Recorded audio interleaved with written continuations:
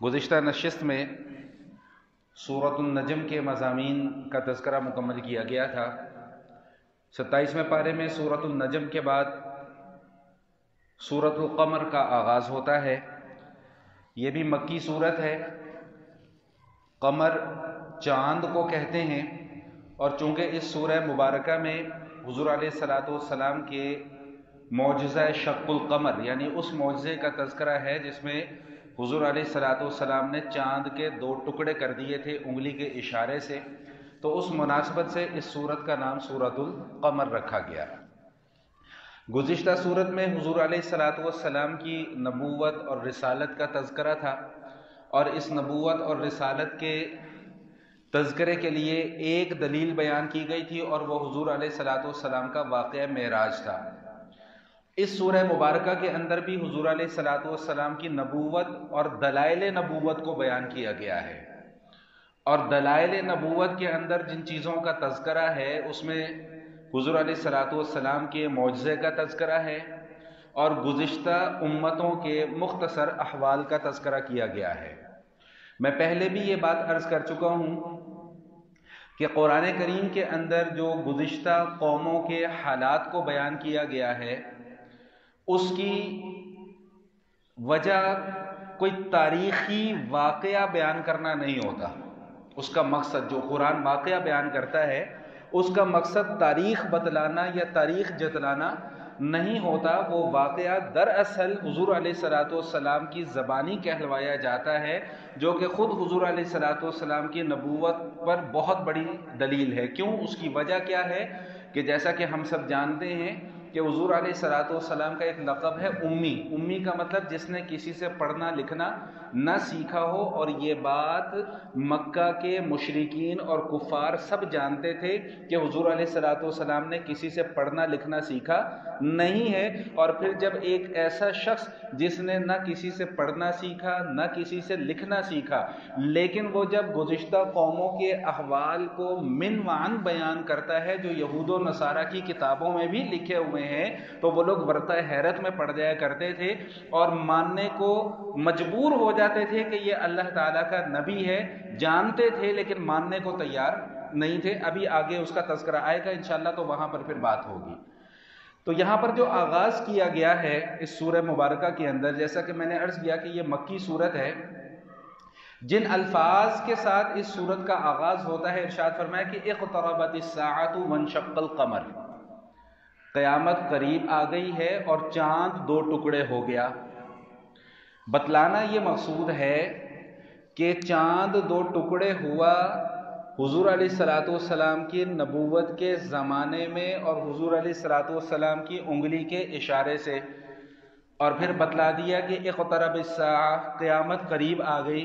تو گویا کہ حضور علیہ الصلوۃ والسلام کے ہاتھوں چاند کا 2 ٹکڑے ہو جانا یہ قیامت کی علامات میں سے ایک بہت بڑی علامت ہے۔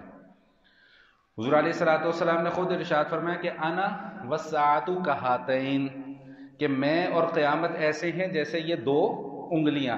جس طرح یہ 2 انگلیاں ملی ہوئی ہیں، ان 2 انگلیوں کے درمیان میں کوئی تیسری چیز نہیں ہے۔ بتلانا یہ چاہتے ہیں کہ جس طرح میری آمد ہو گئی ہے، میرے بعد اب کوئی دوسرا نبی نہیں آئے گا، قیامت تو آ جائے گی۔ علماء فرماتے ہیں کہ یہ آیہ مبارکہ حضور علیہ الصلوۃ والسلام کی ختم نبوت پر بہت بڑی دلیل ہے کہ اقتربت الساعہ وانشق القمر، چاند 2 ٹکڑے ہو گیا، قیامت قریب آ گئی۔ اب اس موضوع پر ہم پہلے بھی کئی مرتبہ بات کر کے آ چکے ہیں کہ قیامت کب آنی ہے اس کا علم سوائے اللہ کے کسی کے پاس نہیں ہے۔ حتمی علم، حتمی تاریخ اللہ کے سوا کسی کے پاس نہیں کہ قیامت کب ہے۔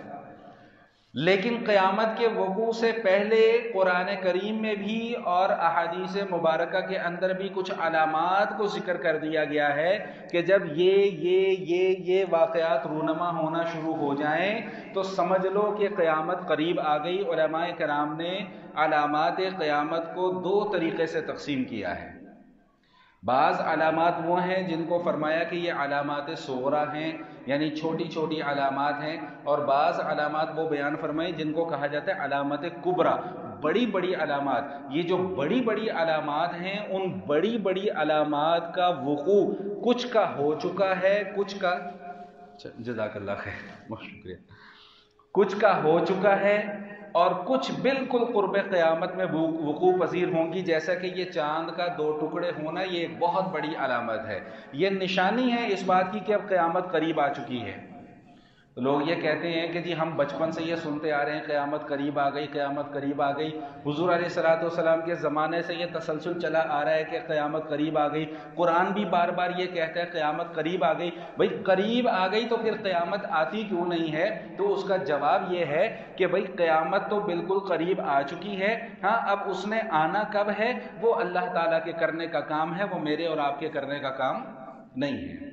اس کی حتمی تاریخ، حتمی علم اللہ پاک نے اپنے پاس محفوظ رکھا ہوا ہے، کسی نبی کو نہیں بتلایا، کسی ولی کو نہیں بتلایا، کسی بزرگ کو نہیں بتلایا، کسی خاص انسان کو نہیں بتلایا، کسی عام انسان کو نہیں بتلایا، چرند پرند مخلوقات میں سے کسی کو اس کا علم نہیں دیا گیا، وہ بس جب آنی ہوگی تو اچانک آ جائے گی۔ فرمایا کہ اس سے پہلے پہلے نشانیاں ہیں، وہ نشانیاں تمہارے سامنے آ رہی ہیں، تیاری کر لو۔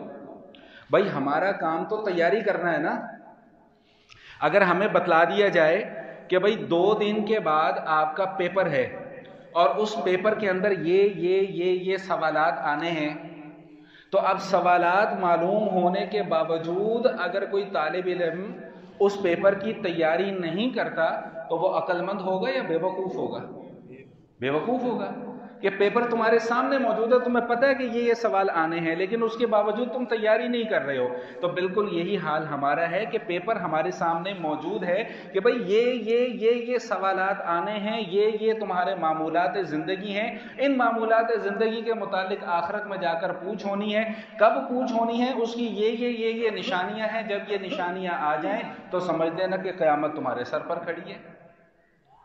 حضور علیہ الصلوۃ والسلام کی جو بہت ساری احادیث ہیں وقوع قیامت کے حوالے سے، ان میں سے ان کا خلاصہ کیا ہے؟ قتل عام ہوگا، بے حیائی عام ہوگی، حرام خوری عام ہوگی، رشوت کا بازار گرم ہو جائے گا، اپنی جو سرکاری جو امانتیں ہیں ان کو اپنی ذاتی ملکیت سمجھا جائے گا، شوہر جو ہے وہ بیوی کے فرما برداری کرے گا، ماں باپ کی نافرمانی کرے گا، شوہر جو ہے وہ اپنے دوستوں کا حق مقدم رکھے گا، اپنے والد کو پس پشت ڈال دے گا۔ کیا یہ ساری کی ساری باتیں آج ہمارے معاشرے کے اندر موجود نہیں ہیں؟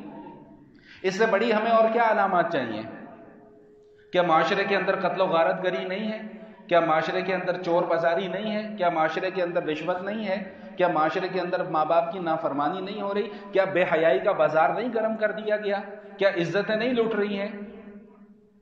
کیا رشتوں کے تقدس کو پامال نہیں کیا جا رہا؟ ابھی پچھلے دنوں اسلام آباد کی ایک یونیورسٹی میں کسی منحوس انسان نے وقت پیپر بنایا، پیپر میں اب وہ کہانی سنا رہا ہے۔ کہانی کیا سنا رہا ہے؟ کہ ایک جولیا ہے، ایک مارک ہے، یہ دونوں آپس میں بہن بھائی ہیں، ان بہن بھائیوں کے درمیان میں ایک جنسی تعلق قائم ہو گیا اور انہوں نے اس جنسی تعلق کے اندر بڑی تسکین محسوس کی، اور پھر اس تعلق کو چھپا کر رکھ کر مزید آگے بڑھانے کی کوشش کی گئی۔ یہ کامسٹ یونیورسٹی اسلام آباد کی ابھی 5-6 دن 7 دن پرانی بات ہے، یہ بچوں کو پڑھایا جا رہا ہے۔ پھر بھی ہم کہتے ہیں کہ اللہ کا کوڑا ہم پر نہ برسے، اللہ کی رحمتیں ہم پر برستی رہیں۔ جب رشتوں کی مقدس رشتوں کی توہین کرو گے تو پھر اللہ کی رحمتیں نہیں آئیں گی۔ شریعت نے کرائٹیریا متعین کر دیا ہے، یہ بہن ہے، یہ بھائی ہے، دور رہنا ہے، یہ ماں ہے، یہ بیٹا ہے، دور رہنا ہے، یہ سگی پھوپھی ہے، یہ سگی خالہ ہے، دور رہنا ہے، یہ سگا چچا ہے، یہ سگا ماموں ہے، دور رہنا ہے، یہ تمہارے محرمات ہیں، ان کے ساتھ تم کسی قسم کا تعلق قائم نہیں کر سکتے، ایسا تعلق جس سے تمہاری جنسی تسکین ہوتی ہو۔ اس کے لیے اللہ تعالیٰ نے نکاح کا رستہ رکھا ہوا ہے۔ اس کے علاوہ دنیا میں عورتیں بھری پڑی ہیں، جاؤ ان کے ساتھ نکاح کرو اور اپنی جنسی تسکین کرو، لیکن ان بدبختوں کا ٹارگٹ چونکہ ہماری تہذیب ہے، ہماری ثقافت ہے، ہمارا آنے والا نوجوان ہے، ہمارے نوجوان نئی نسل ہے، جن کے ذہنوں کے اندر یہ زہر گھولا جا رہا ہے کہ بس کسی طریقے سے یہ اہمیت ذہنوں سے ختم کر دی جائے کہ بہن بھائی بھی تو ویسے ہی ہے نا جس طرح اور لڑکا لڑکی ہوتے ہیں، نعوذ باللہ من ذالک۔ اور میں ایک بات آپ کو بڑی وضاحت کے ساتھ عرض کر دوں کہ وہ کافی حد تک اپنے اس مشن میں کامیاب ہو بھی چکے ہیں۔ سوال یہ نہیں ہے کہ وہ کیوں کامیاب ہوئے ہیں، سوال یہ ہے کہ ہم نے ان کو کامیاب ہونے کیوں دیا ہے؟ سوال تو یہ ہے، اصل سوال کرنے کا یہ ہے کہ آخر ان کے پاس کوئی کیا گیدڑ سنگھی ہے؟ کیونکہ جادو کی چھڑی ان کے ہاتھ میں آ گئی کہ انہوں نے چھڑی ہلائی اور وہ اپنے مشن کے اندر کامیاب ہو گئے؟ نہیں، اس لیے کہ انہوں نے جس کام کو اپنا مشن سمجھا اس کو مشن سمجھ کر کیا۔ ہمارے ذمے جو مشن لگایا گیا تھا ہم اس مشن کو چھوڑ بیٹھے ہیں۔ قرآن سے ہمارا رشتہ نہیں، احادیث سے ہمارا رشتہ نہیں، صحابہ کی زندگیوں سے ہمیں کوئی لینا دینا نہیں، کوئی وابستگی نہیں، ہمیں پتہ ہی نہیں صحابہ کیا تھے، کون تھے، کیا تھے، تابعین، تبع تابعین سے ہمارا کوئی لینا دینا نہیں۔ الٹا ان شخصیات کے متعلق ذہنوں میں زہر گھولا جاتا ہے۔ یوٹیوب اٹھا کے دیکھ لیں، آپ لوگ تو دیکھتے ہی ہوں گے روزانہ کی بنیاد پر کیا کیا نئے نئے ڈرامے مارکیٹ کے اندر آ جاتے ہیں۔ تو بات کہاں سے چلی تھی کہ اقتربت الساعۃ وانشق القمر، قرآن بار بار یہ کہہ رہا ہے کہ قیامت قریب آ چکی ہے، تیاری کر لو ابھی بھی۔ اقترب للناس حسابهم وهم في غفلة معرضون، لوگ غافل ہوئے بیٹھے ہیں کہ ہمارا حساب کتاب بھی لیا جانا ہے، حالانکہ قیامت ان کے سر پر کھڑی ہے۔ حضور علیہ الصلوۃ والسلام نے ارشاد فرمایا کہ جب امانتوں میں خیانت ہونے لگے تو بس سمجھ لو کہ قیامت آئی ہے۔ اذا وسد الامر الى غیر اہلہ فانتظر الساعہ، جب معاملات نااہلوں کے سپرد کر دیے جائیں تو سمجھو کہ قیامت تمہارے سر پر کھڑی ہے۔ کیا آج ہماری یہ حالت نہیں ہے؟ کیا ہم نے اپنے معاملات ایسے لوگوں کے ہاتھوں میں نہیں دے دیے ہوئے کہ جن کے پاس خود کرنے کو کچھ نہیں ہے، لیکن ہم ان کو اپنا لیڈر بنائے بیٹھے ہوئے ہیں؟ کوئی کسی پارٹی کو لیڈر بنائے بیٹھا ہے، کوئی کسی پارٹی کو لیڈر بنائے بیٹھا ہوا ہے، اور یہ سمجھ میں نہیں آ رہی کہ ان میں سے کوئی ایک بھی ظالم اہل نہیں ہے، سب نااہل ہے۔ معذرت، یہ اس جگہ پر بیٹھ کر یہ بات کرنے والی نہیں ہے، لیکن کیا کریں، درد دل ہے، بولنا پڑتا ہے، اظہار کرنا پڑتا ہے اس کا۔ تو اقتربت الساعۃ وانشق القمر، کہ بھئی قیامت قریب آ چکی ہے، چاند دو ٹکڑے ہو چکا ہے۔ یہ چاند کا جو دو ٹکڑے ہونے کا واقعہ ہے، علماء محققین فرماتے ہیں، مفسرین بھی محدثین بھی، کہ حضور علیہ الصلوۃ والسلام نے جو مکہ سے مدینہ ہجرت فرمائی ہے نا، اس ہجرت سے 5 سال پہلے کا یہ واقعہ ہے، 5 سال پہلے کا۔ اچھا، یہ بات بھی ہم پہلے پڑھ کر آ چکے ہیں کہ زمانہ جاہلیت میں بھی خانہ کعبہ کا حج ہوا کرتا تھا۔ حج کرنے کے لیے مشرک بھی خانہ کعبہ میں ہی جایا کرتے تھے، لیکن وہ علیحدہ بات ہے کہ انہوں نے رسم و رواج بہت زیادہ اپنا لیے تھے۔ میں نے پہلے بھی عرض کیا تھا کہ بے لباس ہو کر طواف کیا کرتے تھے، جن کپڑوں کے ساتھ ہم نے طواف نہیں کرنا۔ خانہ کعبہ کے اندر بت رکھے ہوئے تھے، 360 بت رکھے ہوئے تھے، لیکن حج کرنے پھر بھی وہیں پہ جایا کرتے تھے۔ تو حج کے موسم میں مینا کا مقام تھا اور شام کا یا رات کا وقت تھا، تو کفار کا ایک وفد نبی علیہ الصلوۃ والسلام کی خدمت میں حاضر ہوا۔ اب اس میں ابو جہل بھی شامل تھا، ولید بن مغیرہ بھی شامل تھا، عاص بن وائل بھی شامل تھا، عاص بن ہشام بھی شامل تھا، نضر بن حارث بھی شامل تھا۔ یہ سارے وہ لوگ تھے جو کفار کے گرو گھنٹال تھے، بڑے بڑے لیڈرز ان کے۔ یہ آتے ہیں نبی علیہ الصلوۃ والسلام کے پاس اور آ کر کہتے ہیں کہ جی اگر آپ ہمیں کوئی نشانی دکھائیں گے تو ہم آپ کی نبوت پر ایمان لے آئیں گے۔ یہاں پر اس بات کو روک لیں اور ایک بات پہلے سمجھ لیں، جتنے بھی انبیاء کرام اس دنیا کے اندر تشریف لائے ہیں، اللہ جل شانہ نے ان تمام کے تمام انبیاء کرام کو ان کے وقت کی ضرورت کے مطابق معجزات عطا فرمائے تھے۔ میں اس پر آخر میں جا کر گفتگو کروں گا کہ معجزہ کیا ہے، اس کی حقیقت کیا ہے اور ہمارے لیے معجزے کا کیا حکم ہے، اس پر میں بعد میں آؤں گا، لیکن پہلے اتنی بات سمجھ لیں کہ ہر نبی کو معجزات عطا گئے تھے۔ قرآن کریم میں بھی ان معجزات کا تذکرہ موجود ہے، اس پر بھی ابھی تفصیل سے بعد میں بات ہوگی، لیکن میں یہ بات اس لیے عرض کرنا چاہ رہا ہوں کہ یہ جو مکہ والے تھے، مکہ والے یہ اس بات کو جانتے تھے کہ جتنے بھی نبی پہلے اس دنیا کے اندر آئے ہیں وہ کوئی نہ کوئی معجزہ ضرور لے کر آئے ہیں۔ معجزہ کیا ہے؟ نبوت کی دلیل۔ میں کوئی بات آپ کے سامنے بیان کروں، آپ مجھ سے کیا کہیں گے؟ جی اس بات کی دلیل کیا ہے، ریسورس کیا ہے اس بات کا؟ میں کہوں گا یا تو قرآن میں یا حدیث میں۔ تو انہوں نے کہا نبوت کا ریسورس کیا ہے، دلیل کیا ہے آپ کے پاس نبوت کی؟ حضور علیہ الصلوۃ والسلام نے فرمایا کہ تم کس قسم کی دلیل چاہتے ہو؟ میں نے کہا جی ایسا کریں یہ چاند چمک رہا ہے نا، اس کے 2 ٹکڑے کر دیں۔ بات سمجھ میں آ رہی ہے؟ نبی کریم علیہ الصلوۃ والتسلیم نے فرمایا کہ اگر میں یہ معجزہ دکھا دوں، چاند کے 2 ٹکڑے کر دوں، تو کیا تب تم ایمان قبول کر لو گے؟ بالکل کریں گے۔ اچھا، اب نبی کریم علیہ الصلوۃ والتسلیم نے اللہ پاک سے دعا فرمائی کہ اللہ یہ معجزے کا مطالبہ کر رہے ہیں۔ نبی علیہ الصلوۃ والسلام کی خواہش تو یہ ہوتی تھی نا کہ میں جس کے پاس اپنا پیغام لے کر جاؤں وہ میرا پیغام فوراً قبول کر لے۔ اب حضور کو یہ علم تو نہیں تھا نا کہ یہ ایمان قبول کریں گے یا نہیں کریں گے، ایک آئیڈیا تھا۔ تو حضور علیہ الصلوۃ والسلام نے اللہ پاک سے دعا فرمائی۔ یہاں پر 2 باتیں ذہن نشین فرما لیجئے، قرآن کریم میں ان دونوں باتوں کا تذکرہ موجود ہے۔ معجزے کے متعلق اللہ تعالیٰ کا ایک اصول ہے، وہ اصول کیا ہے کہ جب کبھی بھی کسی قوم نے اپنے وقت کے نبی سے فرمائشی معجزے کا مطالبہ کیا کہ ہمیں یہ کر کے دکھاؤ، اور اس کے بعد وہ پھر ایمان نہیں لے کے آئے، تو پھر اللہ تعالیٰ نے اس قوم کو صفحہ ہستی سے مٹا دیا۔ یہ اللہ کا قانون ہے۔ قال اللہ انی منزلہ علیکم فمن یکفر بعد منکم فانی اعذبہ عذابا لا اعذبہ احدا من العالمین۔ عیسیٰ علیہ السلام سے جب وہ اس کا دسترخوان کا مطالبہ کیا گیا تھا تو اللہ پاک نے کیا عیسیٰ علیہ السلام کو فرمایا کہ ان کو بتا دو کہ یہ کان کھول کے میری بات سن لیں کہ میں یہ دسترخوان اتار دوں گا، لیکن اگر اس کے باوجود انہوں نے ایمان قبول نہ کیا تو فإنی اعذبہ عذابا لا اعذبہ احدا من العالمین، ایسا عذاب دوں گا کہ دنیا میں اس سے پہلے کسی نے اس طرح کا عذاب نہ دیا ہوگا۔ یہ قرآن کے اندر تھریڈ موجود ہے، یہ تھریڈ ہے، تھریڈ، دھمکی، تڑی جسے ہم اپنی زبان میں کہتے ہیں۔ اللہ پاک نے تڑی لگائی ہے کہ بندے کے پتر بن جاؤ۔ تو قانون کیا ہے کہ اگر کوئی فرمائشی معجزے کا مطالبہ کرے اور اس کے بعد وہ ایمان نہ لائے تو پھر اللہ تعالیٰ ایسی قوم کا نام و نشان مٹا دیا کرتے ہیں۔ دوسری بات یہ ہمیشہ کے لیے سمجھ لیجئے کہ معجزہ نبی کے اختیار میں نہیں ہوتا کہ انہوں نے ادھر مطالبہ کیا اور ادھر نبی یہ معجزہ کر کے دکھا دیں، نہیں، نبی کا اختیار معجزے پر نہیں ہوتا۔ یہی وجہ ہے کہ حضور علیہ الصلوۃ والسلام بھی دعا فرما رہے کہ یا اللہ شاید کہ ایمان قبول کر لیں، آپ ان کی خواہش کو پورا کر دیں۔ یہاں تک بات سمجھ میں آ گئی؟ اللہ کی طرف سے اوکے کا آرڈر ہو گیا، ٹھیک ہے آپ اشارہ کریں۔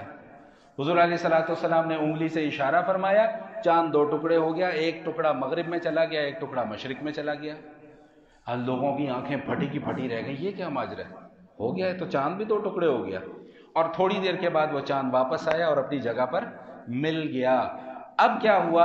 اب ہوا یہ کہ اب قرآن نقشہ کھینچ رہا ہے کہ وَإِن يَرَوْا آيَةً يُعْرِضُوا وَيَقُولُوا سِحْرٌ مُسْتَمِرٌ، کہ جب انسان کی مت ماری چلی جائے نا، جب ضد، انانیت، ہٹ درمی دین پر غالب آ جائے تو پھر دین قبول نہیں کیا جاتا، پھر بہانے بازیاں کی جاتی ہیں۔ چنانچہ انہوں نے بھی یہ کیا کہ دلیل دیکھنے کے باوجود ایمان نہیں لائے، بلکہ کیا کہنے لگے؟ یہ تو جادو کر دیا ہماری آنکھوں پر، سحر مستمر، ہمیں ہیپناٹائز کر دیا ہے۔ محمد صلی اللہ علیہ وسلم نے ہماری آنکھوں پر جادو کر دیا ہے، یہ پتھر حقیقت میں 2 ٹکڑے نہیں ہوا، اور یہ چاند حقیقت میں 2 ٹکڑے نہیں ہوا، ہمیں آنکھوں سے دکھائی دے رہا ہے کہ یہ 2 ٹکڑے ہو گیا ہے، وگرنہ حقیقت میں یہ 2 ٹکڑے نہیں ہوا۔ مت ماری بھی تھی نا، ضد تھی، جانتے تھے کہ یہ اللہ کے پیغمبر ہیں۔ میں نے پہلے بھی بتایا تھا کہ راتوں کو چھپ چھپ کے قرآن بھی سنا کرتے تھے۔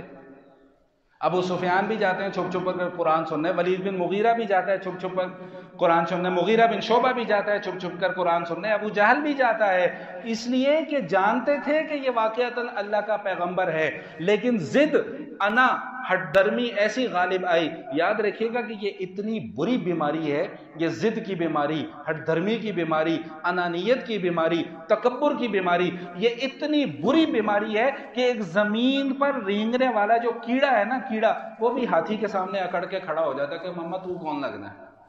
اتنی خطرناک بیماری ہے، حالانکہ اسے پتا ہے کہ میں اس کا کچھ بگاڑ نہیں سکتا، لیکن تکبر اتنا ہے۔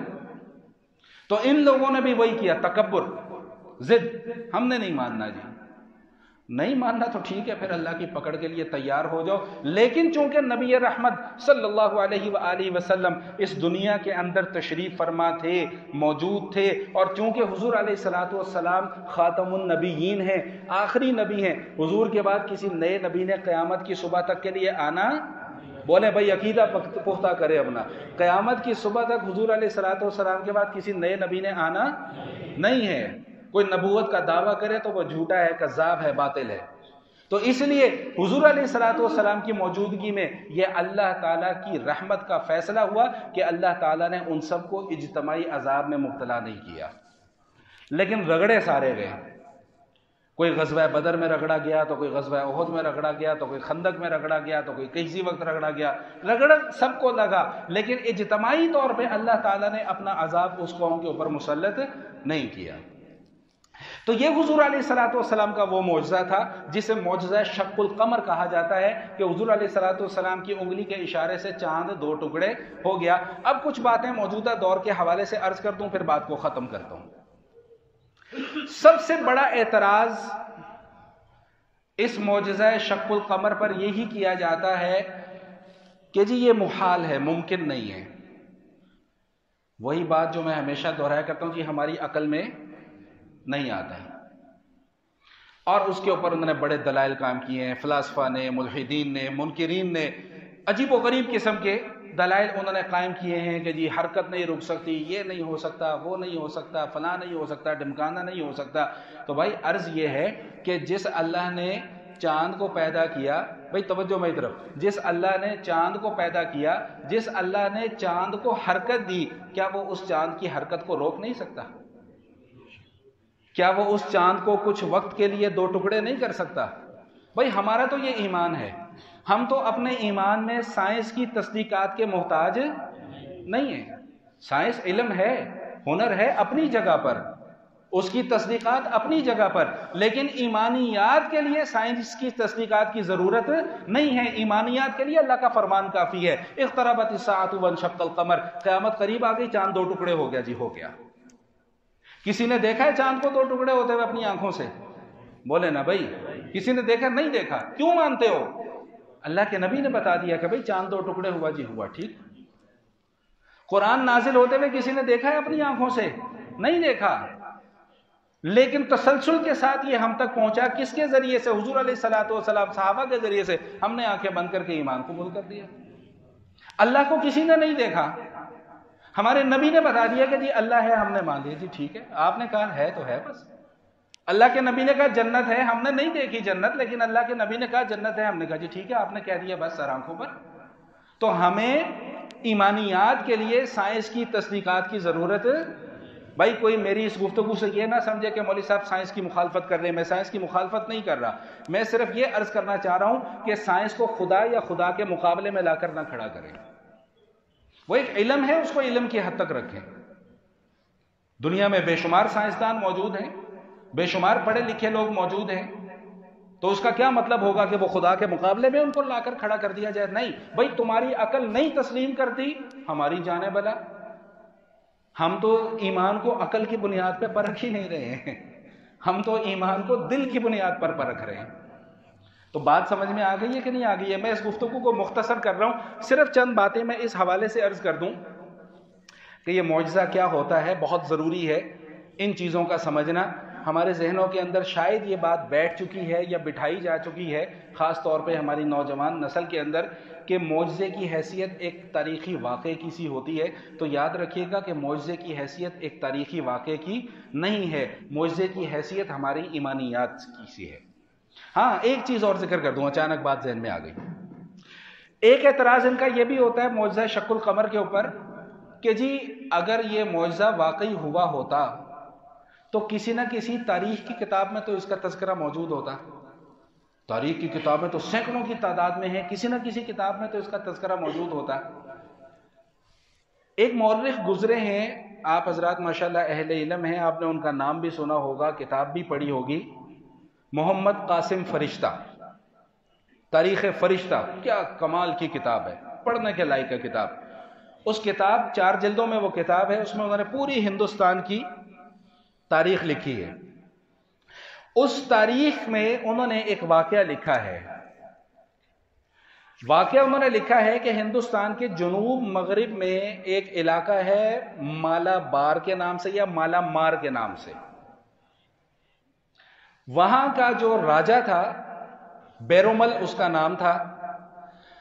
اس بیرومل نے اس واقعے کی تصدیق کی کہ ہاں میں نے چاند کو 2 ٹکڑے ہوتے ہوئے دیکھا. اور میں اب اس کی تاریخ میں نہیں جانا چاہ رہا, بات بہت دور نکل جائے گی. میں صرف اس کا خلاصہ عرض کر دوں کہ اس زمانے میں بھی اس علاقے میں عربوں کا آنا جانا تھا تجارت کے سلسلے میں.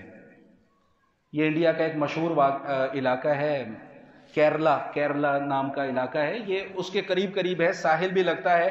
وہاں پر کہتے ہیں کہ جی کاجو اور دوسری چیزیں جو ہیں وہ بڑی وافر مقدار میں ان کی افزائش ہوتی ہے, اور وہ امپورٹ ایکسپورٹ کا ان کا آج بھی بزنس ہے. اس زمانے میں بھی تھا, آج بھی ہے. تو عربوں کا آنا جانا تھا. تو ایک عرب تجارتی قافلہ آیا, اس میں ایک صحابی بھی موجود تھے. ان سے اس بیرومل نے پوچھا کہ بھئی یہ کچھ دن پہلے ایک عجیب واقعہ رونما ہوا ہے. اس نے کہا کیا واقعہ رونما ہوا ہے؟ میں نے کہا واقعہ رونما ہوا ہے کہ میں نے چاند کے 2 ٹکڑے ہوتے ہوئے دیکھے ہیں رات کے وقت میں. تو انہوں نے کہا بالکل حقیقت ہے, کیسے ممکن ہوا؟ اس نے کہا مکہ میں ایک نبی ہیں, انہوں نے نبوت کا دعویٰ کیا ہے, وہ آخری نبی ہیں, اللہ کے پیغمبر ہیں, سچے پیغمبر ہیں, ان کا یہ معجزہ ہے. تو تاریخ فرشتہ میں لکھا ہے, محمد قاسم فرشتہ صاحب نے, وہ فرماتے ہیں کہ وہ پھر مکہ گیا اور وہاں پر جا کر اس نے حضور کے ہاتھوں پر ایمان بھی قبول کیا. تو یہ ایک تاریخی حیثیت بھی اس واقعے کی موجود ہے. لیکن میں نے عرض کر دیا کہ چونکہ ہمارا تو ایمان ہے, اس لیے ہمیں نہ کسی مورخ کی تاریخ کی ضرورت ہے, نہ کسی سائنسدان کی تصدیق کی ضرورت ہے. قرآن نے کہہ دیا کہ چاند 2 ٹکڑے ہوا, تو ہمارا ایمان ہے کہ چاند 2 ٹکڑے ہو گیا. اچھا, اب میں یہ عرض کرنا چاہ رہا تھا کہ معجزہ کیا ہے. صرف 4-5 منٹ لوں گا, بات کو مختصر کر کے سمیٹنا چاہ رہا ہوں. معجزہ عربی زبان کا لفظ ہے. معجزہ کا مطلب کیا ہوتا ہے؟ عاجز کر دینے والی چیز. عاجز کر دینے والے کا کیا مطلب؟ کہ کوئی ایسا عمل, کوئی ایسا واقعہ, کوئی ایسی دستاویز کہ جس سے فریق مخالف ویسی دستاویز یا ویسا واقعہ یا ویسی دلیل پیش کرنے سے عاجز آ جائے, ہاتھ کھڑا کر دے کہ جی میں نہیں کر سکتا. قرآن کیا کہتا ہے؟ وَإِن كُنتُمْ فِي رَيْبٍ مِّمَّا نَزَّلْنَا عَلَىٰ عَبْدِنَا فَأْتُوا بِسُورَةٍ مِّن مِّثْلِهِ. اور ماشاءاللہ بڑے لوگوں کو یاد ہے آیت, یہ اچھی بات ہے. کون کون حافظ ہے بھائی آپ میں؟